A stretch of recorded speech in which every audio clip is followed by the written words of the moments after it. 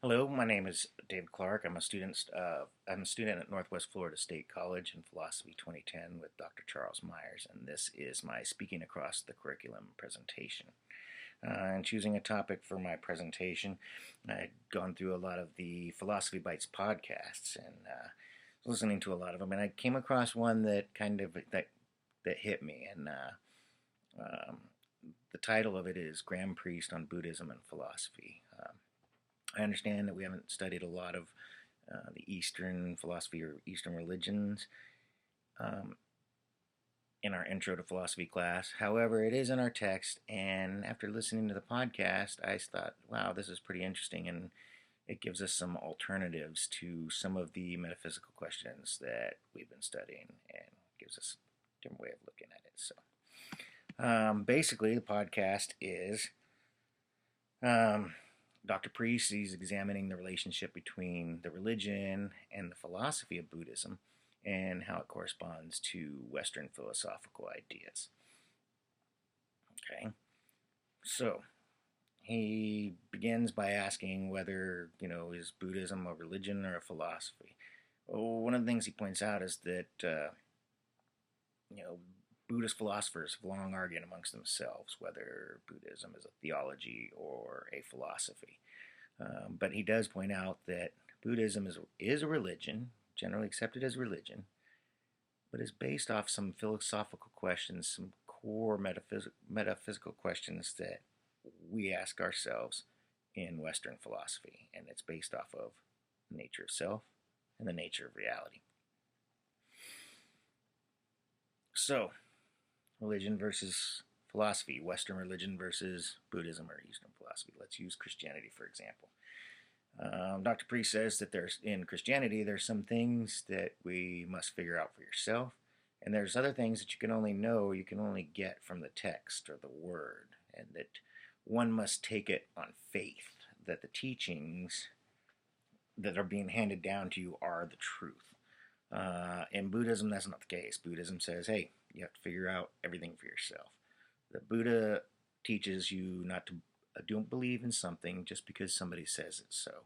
Take that and use it and go figure out whether someone's words work for you or not. Because in the end, you have to figure it out all by yourself. So, the Buddhist take them on metaphysics of nature of self. Basically, they believe that all things are made up of ever-changing parts. As you age and you're adding new parts and you're losing old parts continuously. They also believe that the self is the part of you which is constant throughout the time that you exist and defines you as you continue to evolve. He points out that they also have a similarity with Western philosophy with the ship of Theseus paradox. They also believe things are made up of parts, and they ask the question, how many parts do you need before that thing is a thing, and when does it not become a thing anymore? But the Buddhists, they have the same philosophy, that same thought pattern, but they also add in there that a thing is a thing when it's a matter of convenience, that self is an illusion.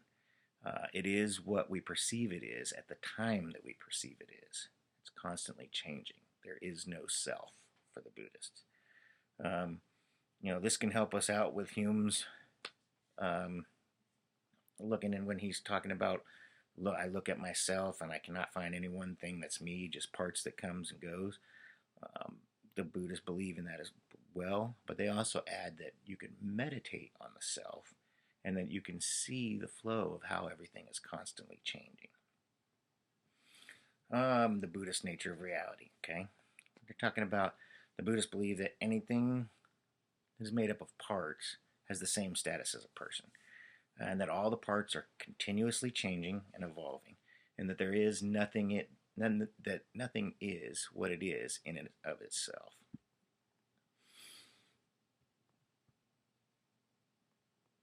Okay, so I started thinking about real world applications, and how is this really going to help me out? I think that I found that Buddhism gives us another way to look at some of the classic metaphysical arguments that we've been studying. It supports things like Hume's skeptical solutions, that we can only know what can we know, what can we know anything at all. Buddha tells us, basically the same thing, but he says it is what it is, when it is, to who it is, at the time it is. Um, when Berkeley's talking about no material substances, only minds, well, the Buddha gives us that follows the same philosophy, but he says that minds only matter, and they only matter in the right now. Um, One of the things I was really taken with was Dr. James Garfield of, I lost it, and I'm going to run over time now. Dr. James Garfield is professor of philosophy at Central Institute of Higher Tibetan Studies, and I've got a link to him in my works cited page.